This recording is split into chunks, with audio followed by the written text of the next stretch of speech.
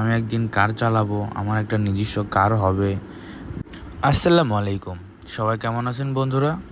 আজকের ভিডিওটা আপনারা দেখতে পাচ্ছেন সম্পূর্ণ ব্যতিক্রম একটি ভিডিও। অনেক দিন যাবৎ আমার অনেক শখ ছিল যে আমি একদিন কার চালাবো, আমার একটা নিজস্ব কার হবে।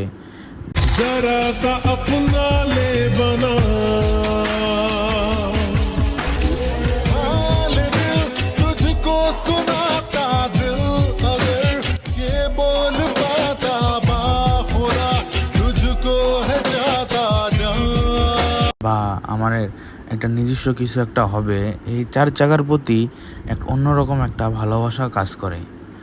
তো আমি তো এই চার চাকা চালাইতে পারি না, তার জন্য আমি সিদ্ধান্ত নেই যে এটা চালাতে তো শিখতে হবে। তো সেই কথা মতোই কাজ করি, তারপরে চালান শেখার জন্য প্রস্তুত হয়ে যাই। তো কিছুদিন পরেই ভাইয়ের সাথে পরিচয় হয়, শিশির ভাই। তারপরে ভাইয়ের সাথে যোগাযোগ করে এই কার চালানোর জন্য কথা বলি। পরে ভাই বলে আসো, তারপরে চালান শিখতে থাকি। ভাই খুব সুন্দরভাবে আমাকে কার চালান শেখাচ্ছিল। স্টিয়ারিং কীভাবে ধরতে হবে, কোথায় কী আছে, কীভাবে পাশ দিয়ে কোনো গাড়ি চলে গেলে তখন কি কাজ করতে হবে।